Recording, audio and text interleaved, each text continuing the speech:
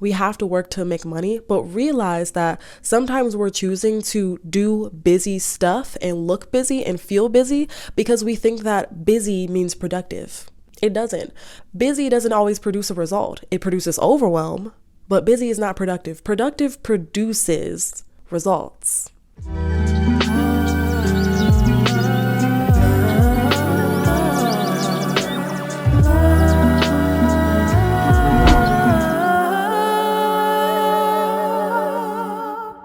Hey y'all, welcome back to Holistic Flow. I'm your girl Lolo, and today let's talk about overwhelm. How many of us are facing overwhelm right now? Raise your hand if that's you. And I face overwhelm a lot, and I've recently learned and relearned how to deal with it. And it's not something that seems practical a lot of the times, and it's not something that's favorable to do, but just hear me out. Try to be open-minded with it and have an open mind and an open heart. All of us have priorities, and we hear it all the time, like prioritize. But sometimes when you have overwhelm, you don't know which priorities to prioritize. Everything seems like a priority. Everything seems like you need to do it, and it's non-negotiable. Here's the deal. Most of us spend around 50% of our week doing work that's non-negotiable. That's a 9 to 5. 9 to 5 is 8 hours out of your day. If you also have to sleep 8 hours of the day, if you also want to, a lot of us don't have to, or do we sleep 8 hours a day? But if you're supposed to, for example, work 8 hours a day, sleep 8 hours a night, and you have 24 hours a day, that's already half of your day gone. Wait, did I do that right? 16 times 2, that's a little over half of your day gone. You need to make time for eating, social life, winding down, what do you do in your free time, etc. But what if you have other hobbies, multiple jobs, as most of us have? It gets difficult. And I know firsthand because I'm living that now. What are your non-negotiables? Most of us spend more time on non-negotiables, meaning multiple jobs at once. And then we also multitask with it. Non-negotiables take up the most of our energy. And let's just say, for right now, energy is currency, because it is. Our time and our energy is currency. Where your attention goes, your energy flows. Let's say that again. Where your attention goes, your energy flows, right? Like a river. So, on the idea of river, you know how a river has a current? All rivers have a current. That current flows in one direction. And the current is super strong because that river, or the currents in that river, know where it's going, in the same direction. It's flowing like water. It's moving. And if you get stuck in that river, or if something gets stuck in that river like a tree branch, it's gonna go with the current. But what happens when that river branches off into multiple streams? You have like 3 streams, a river and then 3 streams. What happens then is that the streams, that current in each of those streams will never be as strong as the current in the one river, because those 3 streams are broken up by the attention of the river flowing through them. Let's go back to your mind and your energy. A current is energy, and your energy is currency. So if you are that river, you will be better off spending your energy focusing on one thing, or 2 things, or even 3 things, than to split all of your energy up into 6, 7, and 8 things at once or throughout your lifetime. Something that we need to realize and honor is that there are seasons in your life. And with seasons changing, your energy and your attention with what you choose to spend it on will change, and you can't do everything in one season. So what can you prioritize now that is in your circle of energy that you are willing to spend, because your energy is expensive? The first step to ditching your overwhelm, squashing it, killing it, stabbing it, and just twisting the knife. I'm sorry, that was graphic. The first step to just killing your overwhelm is to know that your energy is expensive your energy is your currency. And if we realized that it's better for us to focus our energy and our time into 1, 2, or 3 things and prioritize those 3 things rather than prioritize a whole bunch of different things, we would be so much better off. So let me give you all some insight into my personal life, because I personally have dealt with this over and over and over again, and I constantly feel myself in this cycle, and I've learned how to get out of this cycle. And because life is a forever thing until we, take our last breath, you're constantly learning. Sometimes you're learning the same thing over and over and over again, but it's different every time you go through it. Let me explain. Ever since I graduated college, I've always been a go-getter. I've always had an entrepreneurial spirit, and I knew that there are things that need to be done that are non-negotiable. And it's not like other people need me to do it. I know that the world needs it, and I have it, so it's my duty to supply it. I just know that it's my God-ordained, assigned duty or right of passage. Anyways, I work about 25 hours as a stretch therapist every week. I love that job. I also work after school for kids, teaching enrichment enhanced classes. I do that twice a week. I also teach yoga classes. I do that about 3 times a week. And then I also, what's my other job?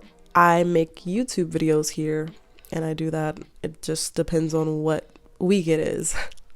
But I do that. On top of that, I am an entrepreneur and a wellness coach person. Yeah. So I do a lot of things that take up about 5 tasks throughout the week. I didn't mention anything about a social life, hobbies that I like to do on the side that don't include making money, and also just sleeping and relaxing and having time to learn and explore new things.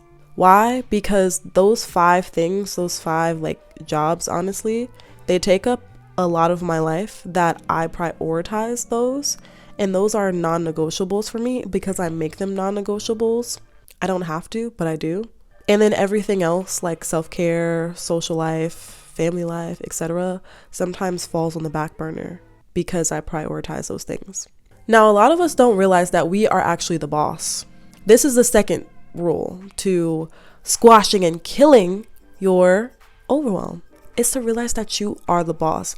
Let me tell you what I'm saying. Let me show you what I'm saying, okay? I was listening to an On Purpose podcast episode. Jay Shetty, he's a mindfulness guru. He's like my guru. He makes a podcast called On Purpose, and he had Kenneth Cole, the fashion designer, on his podcast. Kenneth has a daughter. I think her name was something with a K, but I forgot. His daughter needed help with homework, and she asked him, "Hey dad, can you help me with my homework?" And he says, "Not right now. I have some work to finish for work." The next day she comes back and she's like, "Hey dad, who's your employer and who assigns you homework?" She was like, "I have homework and I have a teacher and I have a boss, sort of. So who is your boss and who assigns your homework?" He says, "Sweetie, I am my own boss and I assign my work," right? He is his own boss, right? Cool. He comes back the next day. His daughter asks him again. She says, "Dad, can you help me with my homework? I need some help." He says, "Not now, sweetheart. Dad has to finish this work, this assignment." She says, "But dad, I thought you said that you're the boss. I thought you said that you assign your work. So aren't you the boss?" Right? She said, "Aren't you the boss?" She was reminding him, and this is why I love kids. She was reminding him that you just said that you were the boss and you're the one saying that you have to do this at this time.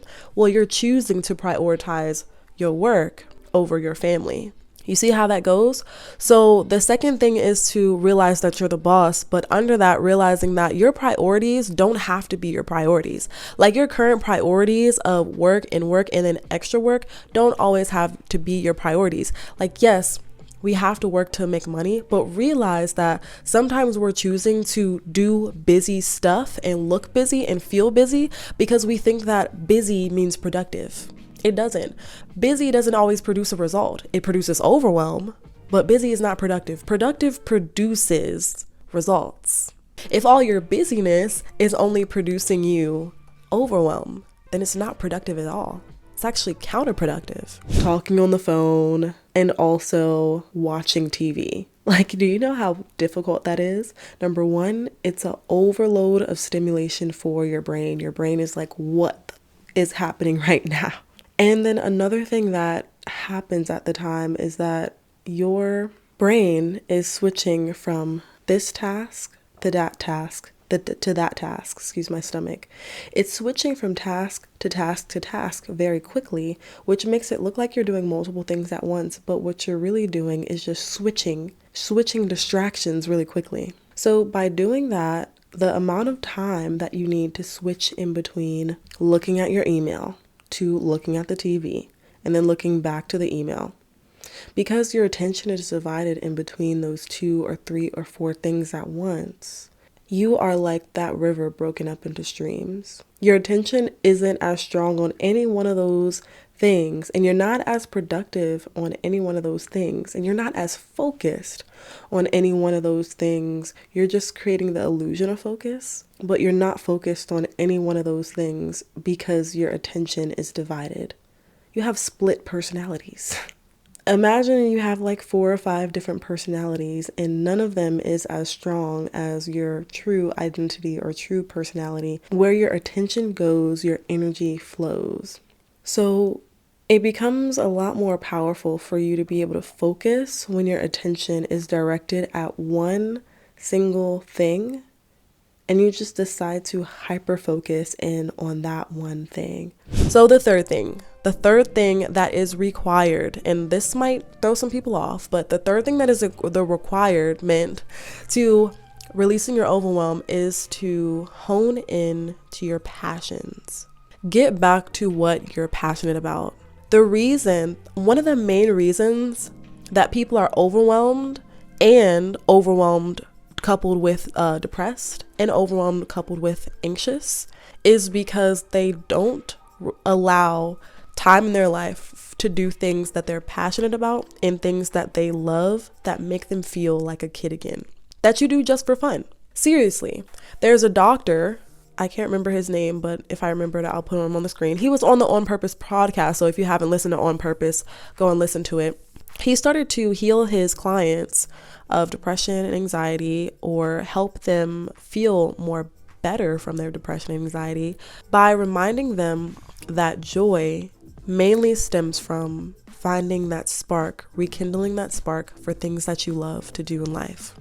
There's one of his patients came to him with severe depression, said, I can't wake up in the morning. Everything just feels like I don't care about it. I don't care about going to work. My relationship with my wife is the worst that it's ever been. I just could care less about anything. I'm indifferent. He said, is this what depression is? And the doctor says, well, how is your sleeping? He said, it could be better. How is your relationships with your kids, your wife? Could be better. The doctor says, how is your work life? He says, it just pays the bills. The doctor says, well, what is something that you really enjoy doing that brings you joy? He says, I don't know. The doctor says, think harder. He says, well, I used to play with my train, and that used to really make me happy. The doctor says, when's the last time you played with it? And the patient says, well, it's upstairs in the attic. I haven't dug it out in like a couple years. And the doctor says, well, just for 5 minutes a day, I want you to take the next month and take 5 minutes out of your day to play with your train set. Dust it off and play with it for only 5 minutes a day. And 3 months later, the patient comes back. And actually, it wasn't the patient, it was the patient's wife. And you know this because it helps you better your relationships. The patient's wife returns to the doctor and says, thank you so much for helping my husband, because we have the best relationship we have had in years in our marriage, and he's the happiest person ever. He comes home with a smile, and he has this spark about life that I haven't seen in years. All because he started playing with his train set, and that brought him joy. And he started to prioritize that, y'all. Like, we take these little things for granted because we allow ourselves to get busy and we forget that we are the boss. We're still the boss. If your mindset is around allowing other people to boss you around, allowing other priorities, allowing other non-negotiables to be your only boss, you have no feeling of autonomy over your life. You have no feeling of control over your life. You won't even allow yourself to. So realize that you are always the boss. You always have a choice. Yes, we have to prioritize things that help us keep stable because we have families and we have living situations that we have to maintain. But think of those 3 priorities. What are 3 priorities? They might be family, your job, and then something you enjoy to do. It might be kids, work, and then friendships. Or what are those 3 priorities? Those are 3 core priorities that you absolutely are non-negotiable about. And then pick a hobby. And it can't be something, or I shouldn't say can't, but it should not be something that you make money off of or that you have to do to make money to survive. So for example, I would probably not pick entrepreneurship, even though I love what I do. I love making YouTube videos and I'm an influencer, so I love influencing. But I can't pick that because it helps me make money. So I would pick something that you all probably don't see me do, like paint or draw or play my singing bowls or arts and crafts, reading. What brings you joy? That if you were not getting paid for it, you would still do it anyways. And start to do that for 5 minutes a day. You might find that 5 minutes turns into 7 minutes and that turns into 10. And then you make it a everyday thing, because if it brings you joyful, you'll want to do it more because you're going to be attracted to what brings you joy. It's going to feel like medicine for you. And joyness and thankfulness, you'll find in time, are the exact remedy to rid your overwhelm for good. But this is a continuous thing that we will be learning over and over and over again. And again, there are seasons in everybody's life. In one season, you may be doing really good with prioritizing. In another season, you might need some extra oomph. So don't be sorrowed or worried. Just be thankful and continue to do things that you love that make you joyful, because life is too short. It's the blink of an eye.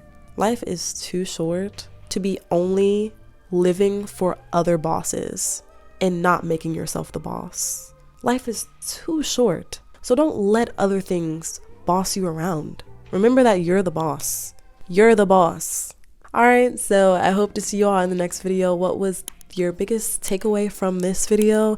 And I will take any requests for future videos that you want me to talk about. Also, I'm going to be opening a community where you all will have more access to videos like these, and I'll make an exclusive podcast. So a podcast about mindfulness, discipline, meditation, spirituality, whatever you want to see about in that podcast or listen about in the podcast. I'll have it in a paid community, and also we have more access to like behind the scenes videos and meditations and other things. So comment down below what you would want to see from me or hear from me in a Ko-Fi paid community. Okay. And thank you for your support, your generosity. I hope to see y'all in the next video. But until then, I'm sending peace your way, love your way, and joy to you, your family, and your friends. All right, y'all. Peace.